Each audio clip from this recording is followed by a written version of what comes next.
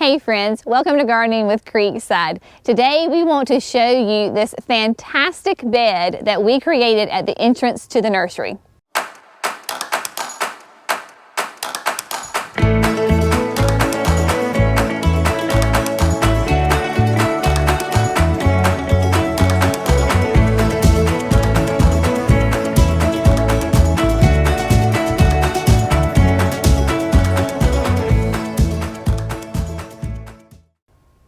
Hey guys, okay, so we had this really fun project that Jerry and I were super excited to do, and it came out exactly as we wanted it to. It's a mouthful there.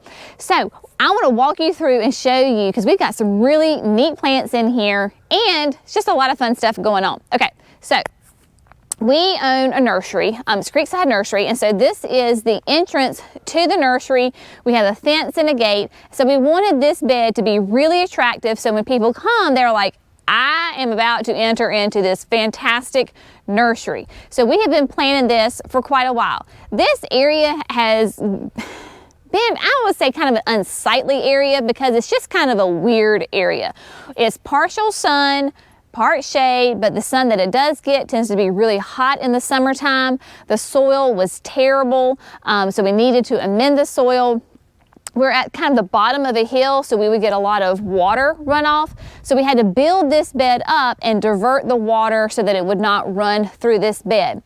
So let's go through and talk about the bones of the bed first. So we have this great sign, gardening, Creekside Nursery, that our friend David Powers did for us, and it was a really big sign. Like, Jerry was like, oh my goodness, this sign's huge. And I said, but Jerry, it really has to be, because we know long term that these plants are going to get big.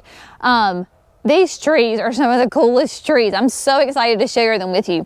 All right, so this little lovely gem right here is an Oregon green. It is a type of pine, and it has this really funky, like bottle brush foliage on it. And of course it is a pine, so it feels like pine needles. If you're in the South, you know what a pine tree feels like. But in the spring, it's going to do these gorgeous, what they call like candles. So all of these were the old ones from last year, and so they're going to be nice and tall and really pretty yellow. So it's kind of like a bloom. So it's going to get exquisite in the springtime. This is going to be kind of big. It can get like 15 to 20 feet tall, but it is a moderate grower, so this is going to take a while for this Oregon green to get huge. Then back here in the back, because I love blue foliage in a garden, this little sweet thing right here is a type of cedar. So again, it is a little prickly like a cedar, but it's called Horsemen. And Horsemen kind of is what I would classify as one of those Dr. Seuss trees, because they're just kind of funky and different shapes and just different. So it's fun. This will only get to be about 12 feet tall and 8 feet wide, but it has that beautiful blue-green foliage on it. So Horsemen is a neat little cedar to add. Then here in front of the sign, we decided to flank it. We did the lemon lime nandinas, and then the purple daydream loropetalums in front. This is the great perennial grass. This is a type of, it's a variegated carex grass. It is not monkey grass. So here in the South, you know, we all went crazy with monkey grass for a couple of years. It is not monkey grass, but it has that gorgeous lime green foliage on it. It's just so, so pretty. And then right in front of these grasses, we have 100 daffodils, jonquils planted. If you remember the video that I did, Megan and I did, talking about jonquils and bulbs, so this is where the silver smiles is. So there's 100 daffodils within probably a 12-foot space. So we have them in there. They'll be absolutely gorgeous in the spring once they bloom. Then the other fun tree that we have, y'all, this name cracks me up. Again, it is a blue tree, but it's called Fat Albert. How funny is that? So Fat Albert is going to be a fast grower for this kind of a tree, about 15 inches a year, and it will max out at about 25 feet tall, and I want to say like 18 feet wide. If I'm wrong, we'll flip it up on the screen and let you know that what the real dimensions are. But all 3 of these trees are considered full sun if you look on the tag, but they're only hardy to like zones 8.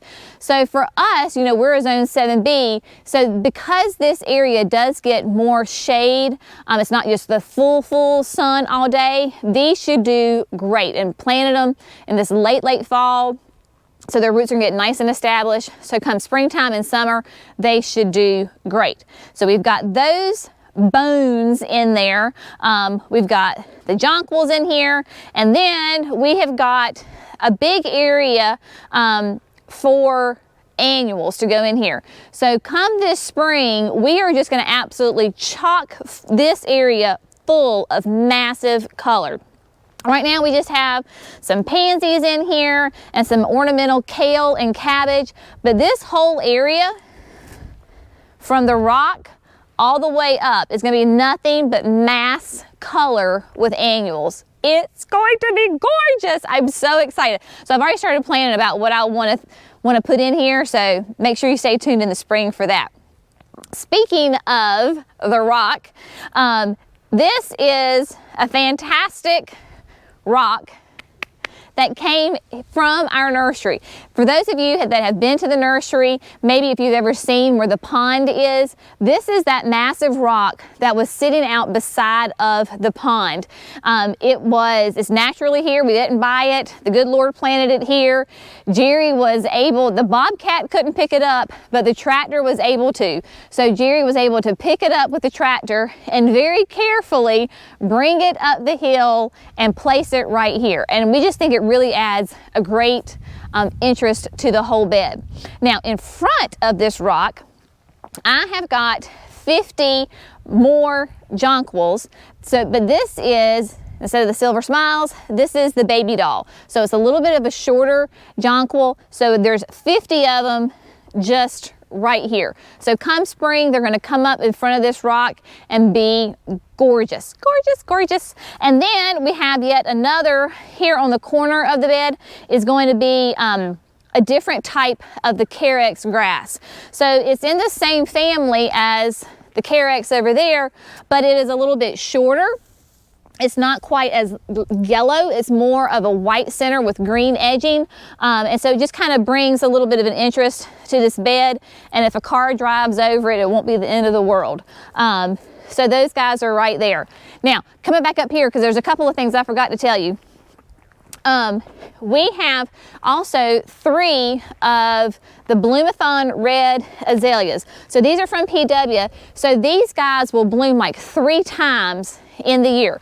They'll have their spring blooms, then they'll have like a late summer, and then they'll bloom again in the fall. And they're this gorgeous red color. So we've got 3 of these guys. So the red azaleas, and then we have the strawberry sundae hydrangea, which is, oh my goodness, is another fantastic hydrangea. It is a panicle hydrangea, so it's those cone shapes. It'll be like, starts as a creamy white and then it turns to pink. So really gorgeous. Right now it just kind of blends in because, you know, hydrangeas are deciduous, and so right now you really can't see it, but come this summer, oh, it's going to be gorgeous.